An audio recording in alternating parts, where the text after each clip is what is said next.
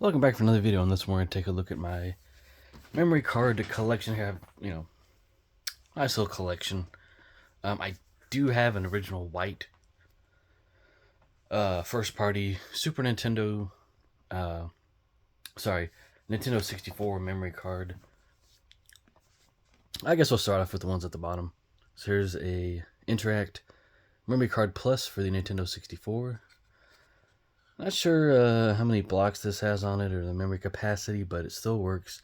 A lot of people said that these third-party memory cards for the N64 are prone to breaking. Same with like the ones for PlayStation 2 and PlayStation 1. But I think I had a Mad Catz one or some other brand for the PlayStation 1 back in the day, and it worked fine. It was one with it was gray with a button on it, I remember. Maybe it was Interact or some other brand, I forget. But here's my original GameCube memory card. Bought this brand new shortly after I bought my GameCube on Amazon, back when you could find these memory cards brand new in the original packaging for a decent deal. Now they're just sky high for whatever reason. But in case that dies, I bought a adapter, which is in the shape of the memory card, but it has an SD card slot. And with the program Swiss, which is on my modified GameCube, I believe it's on there, I can utilize this device with no problem. But, however, it cannot be used on an original unmodded GameCube. It just,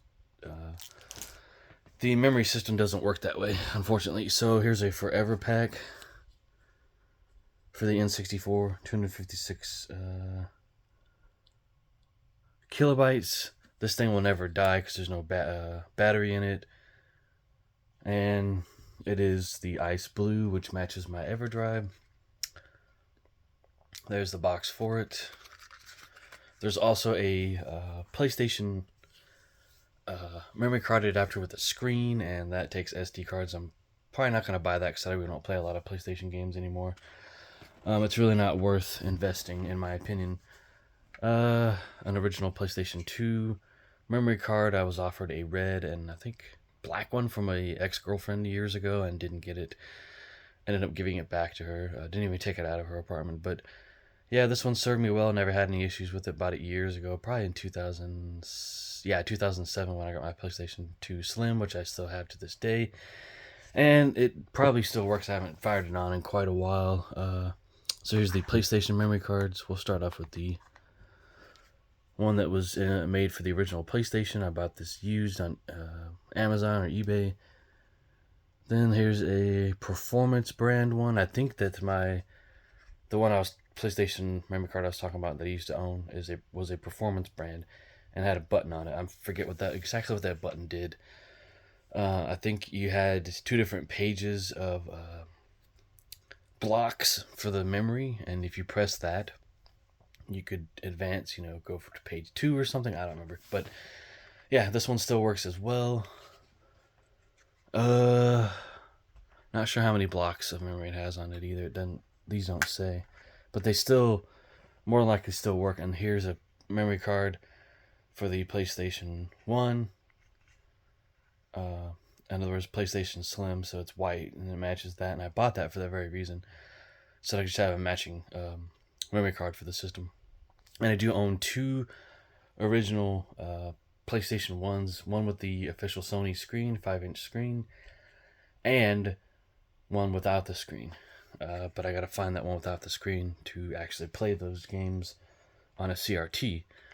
Yeah, it was an interesting journey, picking up all these memory cards over the years, and this is my last memory card purchase last year. Haven't actually used it. Haven't had the time, but I do have a modded N64 coming my way that I will be using with.